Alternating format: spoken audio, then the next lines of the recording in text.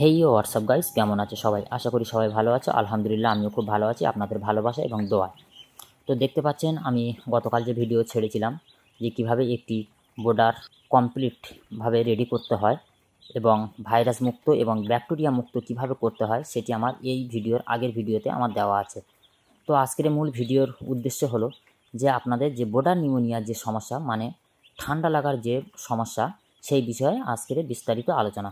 তো ভিডিওটি একটু স্কিপ করবেন না, পুরো ফুল ভিডিওটি দেখার অনুরোধ রইল আপনাদের। তো বেশি কথা না বাড়িয়ে চলুন আজকের ভিডিওটি শুরু করা যাক। তো বন্ধুরা, ঠান্ডা লাগার কিছু কারণ আমি আপনাদেরকে জানাবো, যে ভুলগুলো করলে অবশ্যই বাচ্চার ঠান্ডা লাগবে।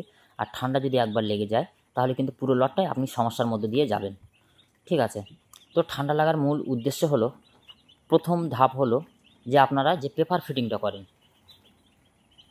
এই দেখুন, যে পেপার ফিটিংটা করেন আপনারা, পেপার ফিটিং করার পরে অবহেলার কারণে আপনারা কি করেন, যে একটি মাত্র পেপার 12 ঘন্টা অথবা 24 ঘন্টা রেখে দেন।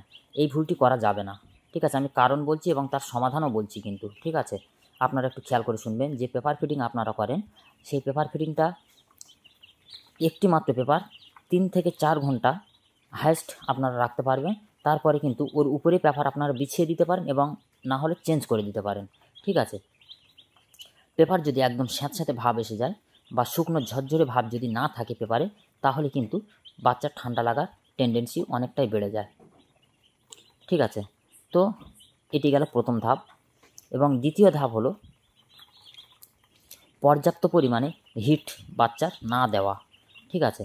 পর্যাপ্ত পরিমাণে বলতে সচরাচর আমরা জানি যে প্রথম 1 সপ্তাহ 33 থেকে 34 ডিগ্রি সেন্টিগ্রেড তাপমাত্রা রাখতে হয় প্রথম সপ্তাহে। তো আমি যেটা করি, আমি 34 থেকে 33 ডিগ্রির ভিতরে রাখার চেষ্টা করি প্রথম 5 দিন। ঠিক আছে? তো 5 দিন 6 দিন আপনারা রাখতে পারেন, এটাতে কিন্তু খুবই বেটার রেজাল্ট হয়। তো তার জন্য আপনারা একটি কাজ করতে পারেন, একটি টেম্পারেচার মিটার আপনারা কিনে রাখতে পারেন। ঠিক আছে? এই দেখুন, আমার লাগানো আছে। এই দেখুন, এখন রাত্রি 11টা বাজে। তো এই রাত 11টার সময়ও আমার 33 ডিগ্রি 33.1, ঠিক আছে, 33.1 ডিগ্রি সেন্টিগ্রেড তাপমাত্রা এই মুহূর্তে আমার আছে। তো আপনারা চাইলে এটি ব্যবহার করতে পারেন। আর ব্যবহার করতে পারেন সেটা পরের কথা, অবশ্যই ব্যবহার করা উচিত আমার মনে হয়। তো অবশ্যই পর্যাপ্ত পরিমাণে হিট দিতে হবে। আবারও বলছি, পর্যাপ্ত পরিমাণে হিট দেওয়ার ক্ষেত্রে আবার অতিরিক্ত হিট আপনারা দেবেন না। যেহেতু দেখা যাচ্ছে 35 ডিগ্রি 36 ডিগ্রি এবং 37 ডিগ্রি টেম্পারেচার উঠে যেতে পারে, তো সেদিকে অবশ্যই খেয়াল রাখতে হবে। টেম্পারেচার যেন 33 থেকে 34 ডিগ্রির ভিতরে থাকে প্রথম 4 থেকে 5 দিন, এবং পর্যাপ্ত পরিমাণে আলো বাতাস ফার্মের ভিতরে সরবরাহ হওয়ার জন্য সেই ব্যবস্থাটুকু আপনাদেরকে রাখতে হবে। প্রথম 3 দিন আপনারা ঝাঁপ বন্ধ করে রাখতে পারেন, এতে কোনো প্রবলেম হয় না। ঠিক আছে? কিন্তু 3 দিন পর থেকে কিছুটা পরিমাণে, বিশেষ করে এই বর্ষাকালে কিছুটা পরিমাণে আপনারা ঝাঁপটি উঠিয়ে দেবেন। ঠিক আছে? উপর থেকে 1 থেকে 1.5 ফিট একটু নিচে নামিয়ে রাখবেন 3 দিন পর। ঠিক আছে? এটা থেকে কি হবে, পর্যাপ্ত পরিমাণে আলো বাতাস এবং অক্সিজেন সরবরাহ হবে। সেক্ষেত্রে কিন্তু মুরগির ঠান্ডা লাগার টেন্ডেন্সি অনেকটাই কমে যাবে।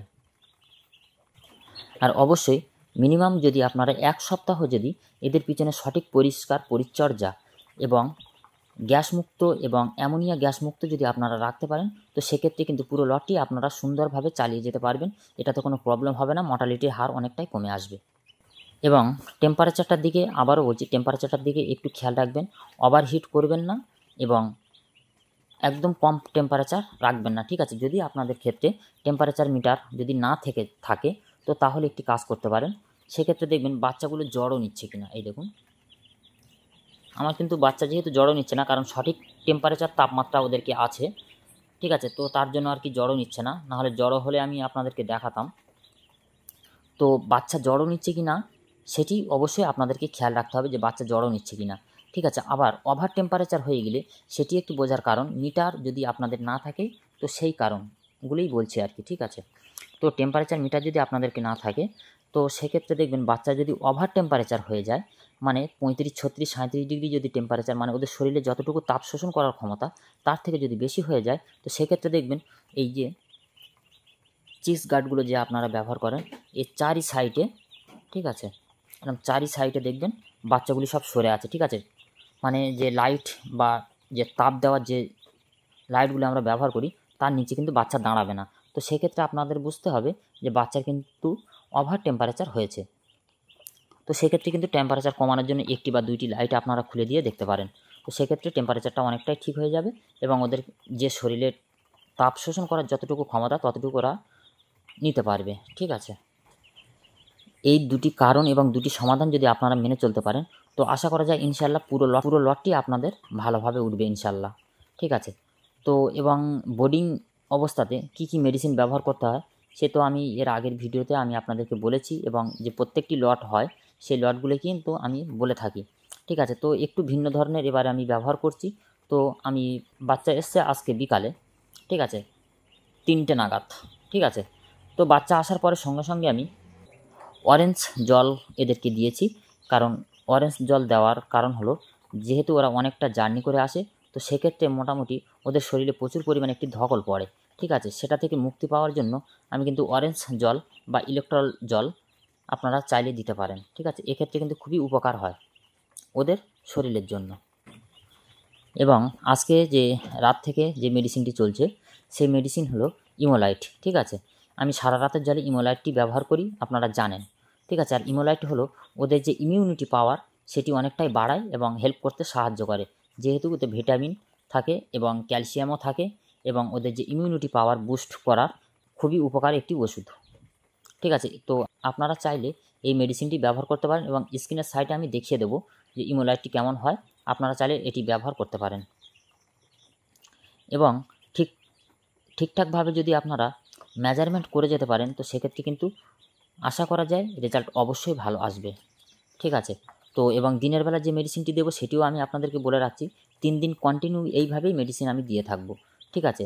তো রাত্রেবেলা দেবো ইমোলাইট এবং সকালবেলা দেবো ঠান্ডার যে কোনো অ্যান্টিবায়োটিক মেডিসিন সকাল থেকে দুপুর পর্যন্ত, ঠিক আছে। যতটা পারা যায় ওদেরকে শরীরের ধকলটা কম দেওয়ার, যত পরিমাণে আপনারা ওদেরকে মেডিসিন প্রয়োগ করবেন সেক্ষেত্রে কিন্তু ওদের ইমিউনিটি পাওয়ার অনেকটাই কমে যায়, ঠিক আছে। তো সকালবেলা দেবো আমি একটি ঠান্ডার মেডিসিন।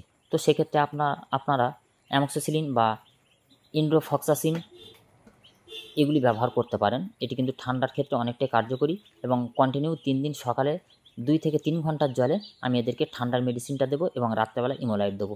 তো বেশি কথা বাড়াবো না, আজকের এখানেই শেষ করছি। তো ভিডিওটি যদি ভালো লাগে অবশ্যই লাইক, কমেন্ট এবং সাবস্ক্রাইব করে সঙ্গে থাকবেন। ধন্যবাদ। আসসালামু আলাইকুম।